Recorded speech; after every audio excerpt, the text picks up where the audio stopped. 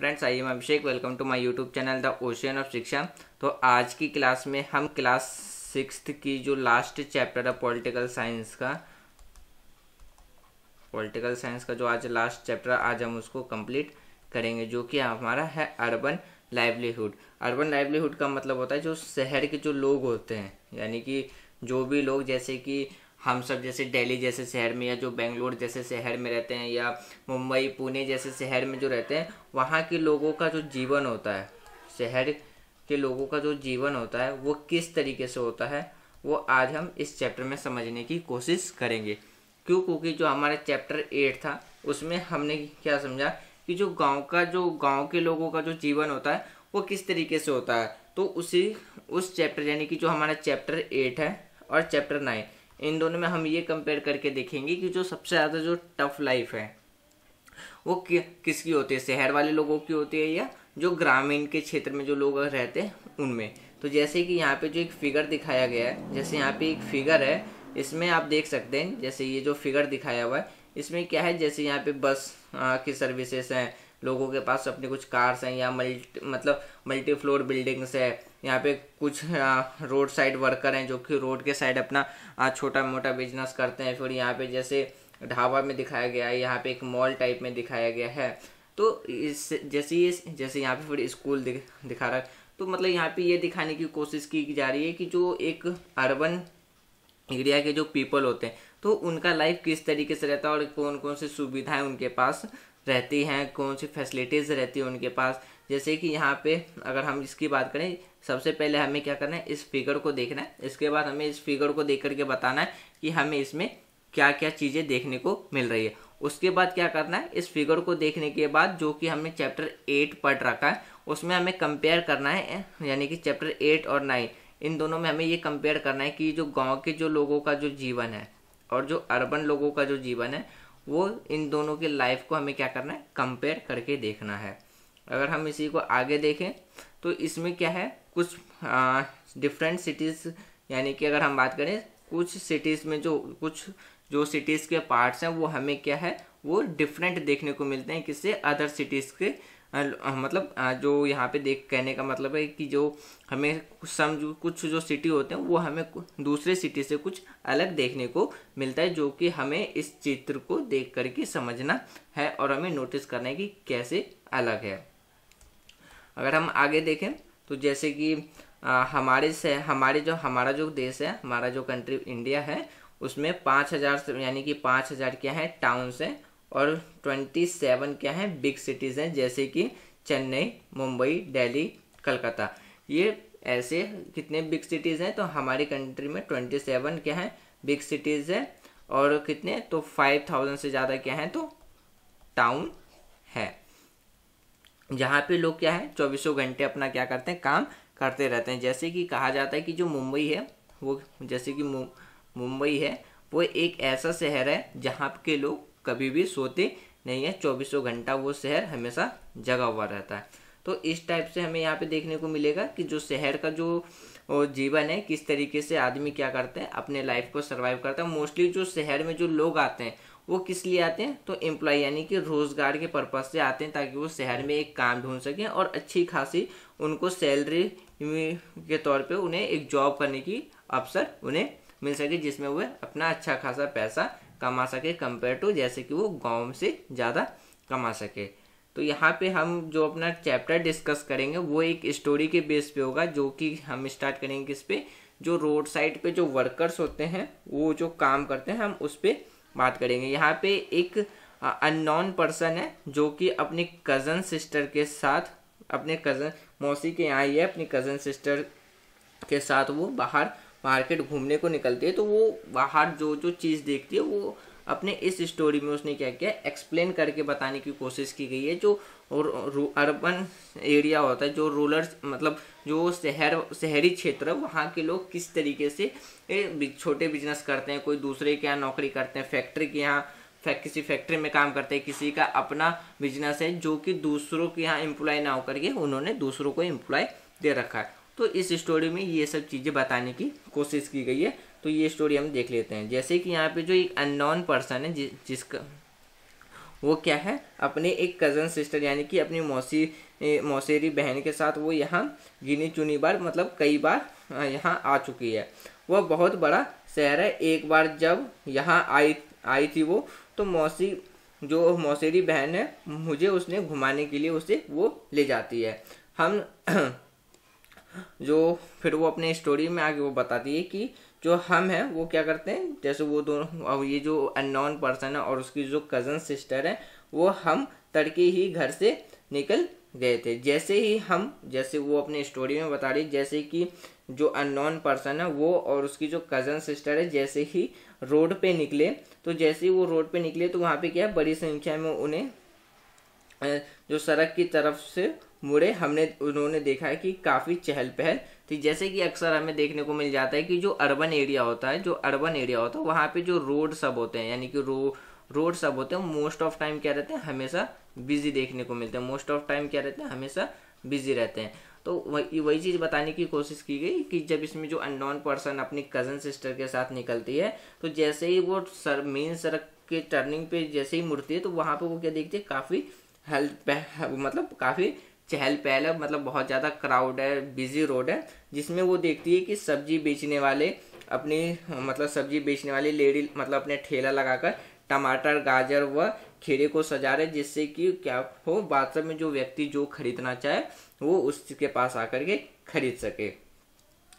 उसी के बगल में क्या था, फुटपाथ पर एक मूंगफली वाली बैठी हुई थी और वो मूंगफली बेच रही थी, जिसमें सुंदर, रंगीन व तरह तरह के क्या थे, मतलब यहाँ पे क्या था, एक फूल वाला है, मतलब एक फूल वाली है जिसपे क्या है, many types of kinds of flowers हैं जो कि काफ़ी ज़्यादा एट्रैक्टिव और ब्यूटीफुल है। तो उसको क्या कर रही है, वो उसी तरीके से सजा करके उसने गुलदस्ता बना करके रखा है, जिससे कि अगर कोई भी पर्सन हो तो वहाँ से उसके पास से जो भी अपने पसंद की जो फ्लावर है वो उसको परचेज कर सके। तो वो जो अननोन पर्सन है फिर वो अपनी स्टोरी में बताती है कि उसने उसके पास से क्या किया, एक फूल यानी कि एक येलो जो रोज है उसको उसने खरीदा। फिर वो अपने आगे स्टोरी को ऐसे ही बताती है कि जब वो आगे को जाती है तो सड़क के दूसरी तरफ क्या है, जो रेलवे ट्रैक है, सड़क के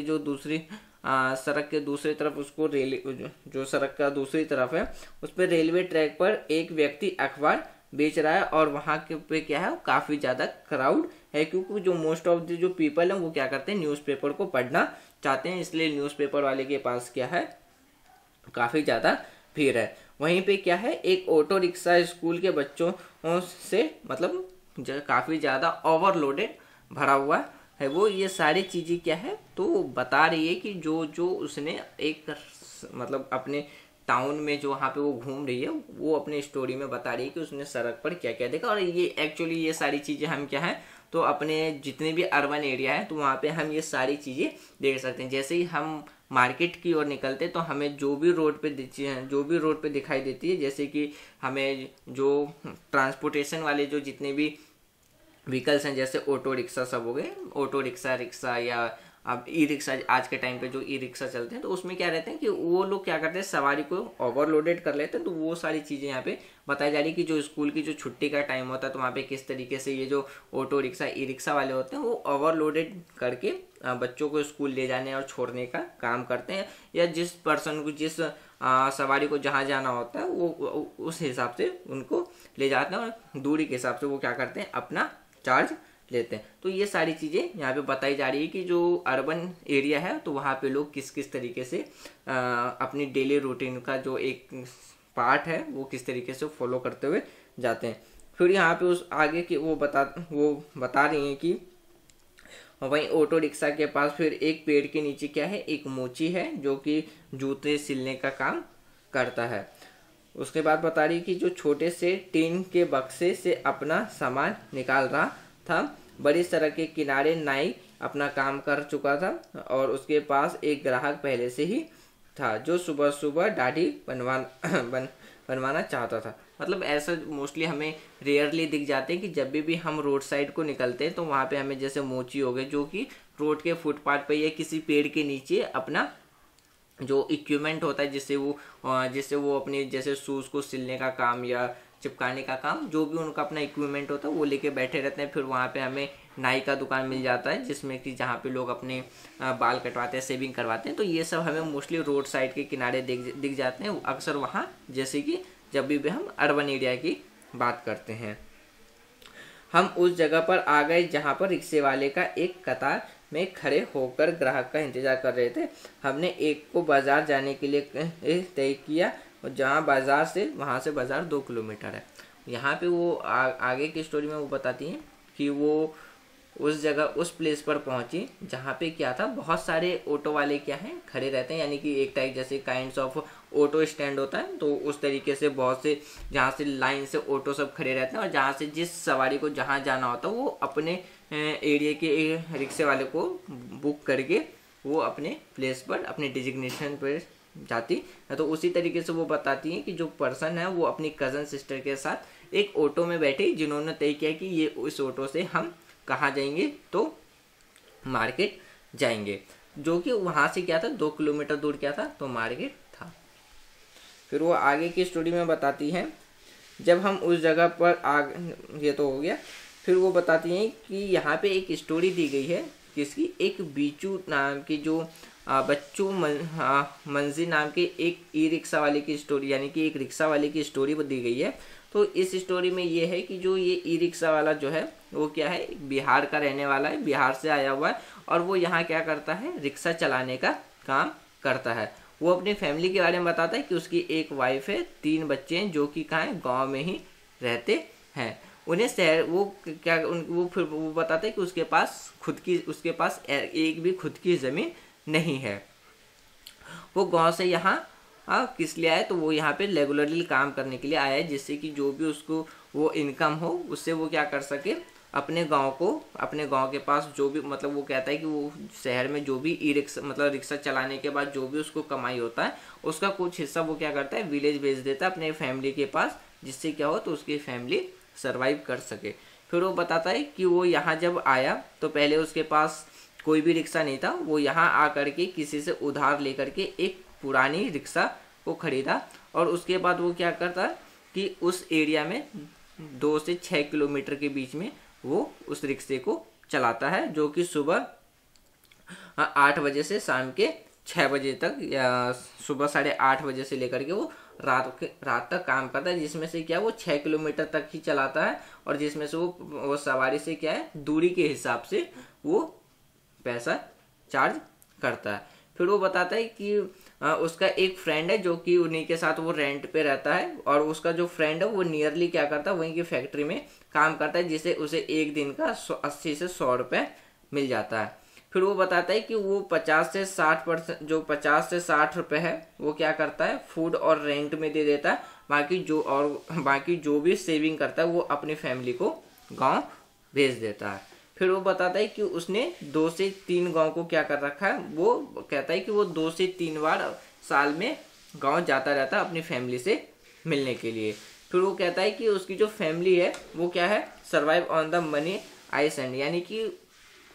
जो भी उसकी जो सेविंग होती है, वो जो भी सेविंग करता है अपने फूड और रेंट को पेमेंट करने के बाद, बाकी जो भी सेविंग करता है वो अपनी फैमिली को गांव भेज देता है, जिससे कि उसकी फैमिली क्या कर सके, सर्वाइव कर सके। उसकी फैमिली के पास कोई भी अर्न नहीं है पैसा कमाने का, इसलिए क्या करती है, जैसे ही एग्रीकल्चर का मतलब जैसे ही मानसून का मौसम आता है, खेती यानी कि मतलब जो भी खेती का मौसम जैसे ही आता है, मानसून का मौसम, जिसमें कि पेड़ की रोपाई हो गई,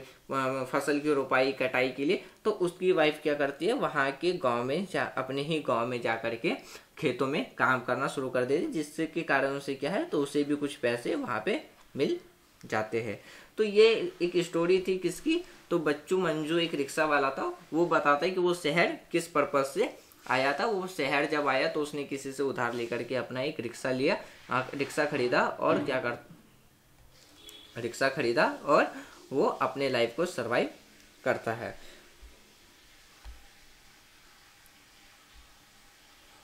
तो जैसे कि हमने यहाँ अगर यहाँ पे हम बात करें कि जैसे कि जो बच्चू मंजू है वो क्या है, एक लार्ज सिटी में मतलब आकर के क्या करता है, एक तरीके से अपने लाइफ को सर्वाइव करने के लिए वहाँ पे एक काम करता है। जिसमें से अगर हम बात करें, जिसमें से क्या है कि जो 12% लोग हैं वो क्या करते हैं, सड़क पर काम करते हैं। यानी कि जब भी हम अर्बन शहर की बात करें तो अर्बन शहर में जो क्या होता है, जो 12% जो पीपल है वो कहाँ हमें काम करते हुए मिलेंगे, तो वो सड़क के किनारे ही वो काम करते हुए हमें मिलेंगे। तो कभी कभी ऐसा होता है जो सड़क पर जो काम करने वाले जो वर्कर होते हैं उनको पुलिस वाले यह करके हटा देते हैं कि ट्रैफिक ना हो, आने जाने वाले लोगों को तकलीफ ना हो आने जाने के लिए, तो ये कह करके वहाँ से उनको कभी कभी पुलिस वाले भी हटा देते हैं। तो उस टाइम उनको क्या होता है कि जो अपना जो रोड साइड जो वो अपना काम करते हैं तो उस टाइम उनको थोड़ी सी प्रॉब्लम आ जाती है। यहाँ पे फिर है जैसे कि जो हमारा शहर है, यानी कि अगर हम बात करें, हाँ, हमारे देश के शहर इलाकों में लगभग 1 करोड़ लोग क्या करते हैं, तो फुटपाथ पर काम करते हैं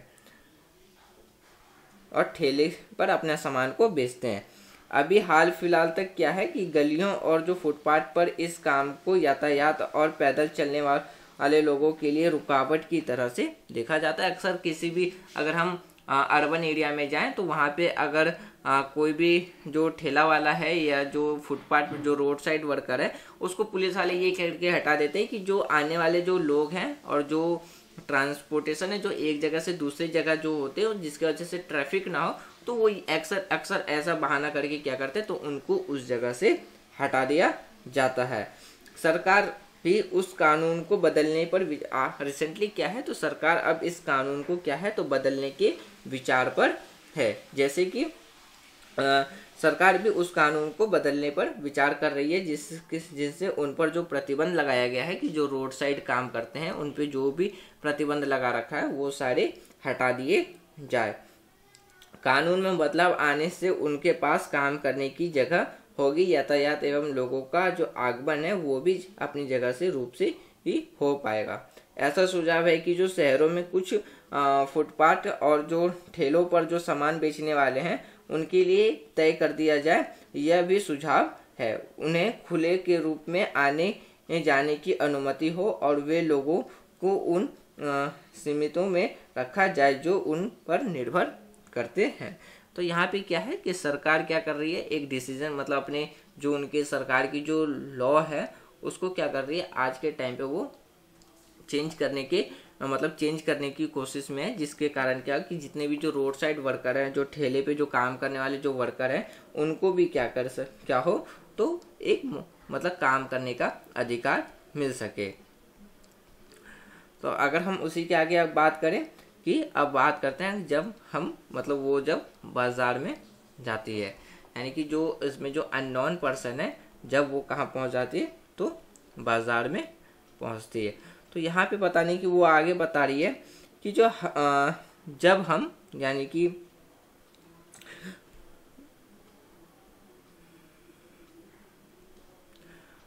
वो जो अननोन पर्सन है अपनी स्टोरी को आगे करते हुए बोलती है कि जब हम बाजार पहुंच जाते हैं तो वहाँ पे जब वो दुकान अभी खुली मतलब जब वो बाजार जाते तो उस टाइम क्या है तो दुकान सब खुलना स्टार्ट हो जाता है। उसके बाद वो बताती है कि लेकिन जैसे ही त्यौहार के कारण क्या है, त्यौहार के कारण बहुत भीड़ हो चुकी थी। जैसे हम देखते हैं कि जो अर्बन में जितने भी जो दुकान सब होते हैं फेस्टिवल के टाइम पे वहाँ पे हमें क्या देखता है मोस्टली ऑफ टाइम क्राउड ही देखने को मिलता है। यानी कि जो अर्बन वाले जो क्षेत्र है उसमें जैसे कि बर्तन के दुकान हो गए, कपड़ों के दुकान हो गए, गिफ्ट शॉप हो गए, तो फेस्टिवल के टाइम पे हमें वहाँ मोस्टली क्राउड देखने को मिल जाते हैं। या स्वीट्स के दुकान हो गए तो वहाँ पे हमें, या इलेक्ट्रॉनिक गैजेट्स के दुकान हो गए तो वहाँ पे मोस्टली ऑफ टाइम हमें क्या देखने को मिलता है, फेस्टिवल के सीजन में क्राउड हमें देखने को मिलता है। फिर वो अपने स्टोरी को आगे बताते हुए कहती हैं कि एक कोने में दांत का डॉक्टर का क्लिनिक था। जो उनकी कज़न सिस्टर है वो अपने मतलब उस क्लिनिक में जाती हैं अपने दांत की ट्रीटमेंट कराने के लिए। तो उसी को आगे बता दें क्योंकि उसके दुकान में ऑलरेडी मतलब वो जो डेंटिस्ट का दुकान था उसके दुकान में ऑलरेडी बहुत ज़्यादा भीड़ था, लेकिन उसकी जो कज़न सिस्टर है उसने पहले ही अपॉइंटमेंट ले लिया था जिसके कारण उसका नंबर जल्दी आ जाता है। फिर वो आगे बताती हैं, फिर वो आगे बोलती हैं कि हम वहाँ पहले ही पहुँच गए थे जिससे हमारी बारी ना चली जाए। हम थोड़ी देर के एक कमरे में इंतज़ार करना पड़ा। डॉक्टर ने उसके दांतों का परीक्षण किया और दांत के छेद भरने के लिए अगले दिन आने को कहा। उसके बाद वो अपनी स्टोरी को कंप्लीट करते हुए कहती हैं कि जो उनकी कज़न सिस्टर है वो बहुत ज़्यादा डर गई थी, क्योंकि उसने सोचा था कि एक तो वह दांत के खराब होने, एक तो उन्होंने अपने दांत को खराब होने दिया, उस पर इतना दर्द सहन करना पड़ेगा। डॉक्टर के यहाँ से हम जो है वो अपनी जो पर्सन है वो कहते हैं कि जैसे ही वो और अपनी कज़न सिस्टर डॉक्टर के क्लिनिक से निकले, वे क्या करते हैं तो सिले हुए कपड़ों के लिए शोरूम पर गए। आज के टाइम पे क्या है, मोस्ट ऑफ जो आज के टाइम पे क्या है, मोस्ट ऑफ जो पीपल हैं वो क्या करते हैं, कपड़े जो पहनना पसंद करते हैं, तो कौन सा कपड़ा पहनना पसंद करते हैं, तो सिले सिलाई कपड़े वो पहनना ज़्यादा पसंद करते हैं। तो इसलिए क्या है, तो आज के टाइम पे जो लोग हैं वो टेलर के पास ना जा करके वो क्या करते हैं, तो सीधा शोरूम में मतलब सीधा शोरूम में जाते हैं, और उसके बाद क्या करते हैं, शोरूम में जाने के बाद सीधा जो रेडीमेड क्लॉथ है उसको वो परचेज करते हैं और उसको यूज़ करते हैं। तो आज के टाइम पे जो यहाँ पे वही है कि जो भी आज के टाइम पे जो अर्बन के जो लोग हैं वो क्या करते हैं, तो ज़्यादातर रेडीमेड जो सामान्य होते हैं उसका इस्तेमाल करना ज़्यादा पसंद करते हैं। उसके बाद वो कहती है कि जैसे ही वो डॉक्टर के पास से निकले वो कहाँ चले गई, तो शोरूम में चले गई। तो यहाँ से क्या है, तो हम इसी स्टोरी को कंटिन्यू करते हुए यहाँ पे हम एक स्टोरी और देखेंगे, जो कि स्टोरी होगी किसकी, हरप्रीत और वंदना की, जो कि क्या है एक बिजनेस पर्सन है। हरप्रीत जो है उसने ग्रेजुएशन करते ही वो क्या करता है, सबसे पहले अपने पिता के साथ वो एक छोटी सी शॉप में काम करता है, जिसमें कि क्या है फेस्टिवल के टाइम पे क्या है उसको काफ़ी बार, जैसे कि फेस्टिवल के टाइम पे उसको बहुत ज़्यादा उसके दुकान पे भीड़ हो जाती थी, जिसके कारण उन्हें काफ़ी प्रॉफिट भी होता था। तो जो हरप्रीत है उसने रिसेंटली क्या किया, अपना ग्रेजुएशन कंप्लीट करके उसने अपने पिता के साथ काम करना शुरू किया है, जो कि उसने कुछ साल पहले ही अपना क्या कर रखा है, तो शोरूम खोल रखा था। तो उसमें क्या है, जो वंदना जो उसकी वाइफ है वो क्या है एक फैशन डिज़ाइनर है, जिसके वजह से क्या है कि उसने काफ़ी डिज़ाइनिस्ट कपड़े को डिज़ाइन करने के बाद क्या किया है, तो उसने खुद का अपना एक बिजनेस खोल लिया, जिसमें क्या करते, तो उसका जो दुकान है, यानी कि जो हरप्रीत का जो दुकान है, हरप्रीत की जो वाइफ है वंदना, जो कि क्या है फैशन डिज़ाइनर है, यानी कि ड्रेस डिज़ाइनर है। तो उसने क्या किया कि इसके जो हरप्रीत का जो दुकान था, छोटा सा जो शॉप था, तो उसमें उसने क्या किया, जो अपनी जो डिज़ाइनिंग यानी कि ड्रेस डिज़ाइनर जो उसने कर रखा था, उसका जो उसने जो भी सीखा था, उसने क्या किया था, वो सारा दिमाग मतलब जो भी है उसने जो ड्रेस डिज़ाइनर में सीख रखा था, तो उसने उस सारा इस्तेमाल अपने दुकान को बड़ा करने में किया, जिसके वजह से क्या उसने अपने कपड़ों का अरेंज इस तरीके से किया, जिसके वजह से उसका जो एक छोटा सा शॉप था, एक जो स्मॉल शॉप था, वो देखते ही देखते क्या हो गया, एक शोरूम बन गया। तो वो अपने आगे की स्टोरी में बताती है कि आज के टाइम पे क्या है, वो शोरूम बेशक वंदना कहती है कि ये शोरूम कुछ दिनों में हम बाय कर लेंगे, क्योंकि वो जो जहाँ पे उसने अपना शोरूम बना रखा था वो एक किराए पे ले रखा था, लेकिन कहती है कि जिस तरीके से उसको प्रॉफिट होती है उस तरीके से वो क्या कर लेगी, बहुत जल्दी ही वो शोरूम एक खरीद लेगी। फिर वंदना कहती है कि इस बिजनेस में उसको इतना अच्छा खासा अर्निंग हो जाता है, जिसके वजह से उसने एक 4 व्हीलर यानी कि एक कार भी खरीद रखा है। तो यहाँ पे जो ये स्टोरी है वो ये बताने की कोशिश कर रहा है कि जैसे कि जो शहर है, शहर में हमें हर तरीके का क्या है एक बिजनेसमैन देखने को मिलता है, जो कि क्या है जो कि दूसरों के अंडर में ना काम करके खुद ही दूसरों को एम्प्लॉय करते हैं, और जो प्रॉफिट होता है उसका कुछ शेयर अपने वर्कर को, और जो ज़्यादा प्रॉफिट होता है वो अपने पास रख लेते हैं। तो इसके आगे का जो चैप्टर है उसको हम कल कंटिन्यू करेंगे। तो आज के लिए बस इतना ही। तो thanks for watching friends, take care, जय हिंद।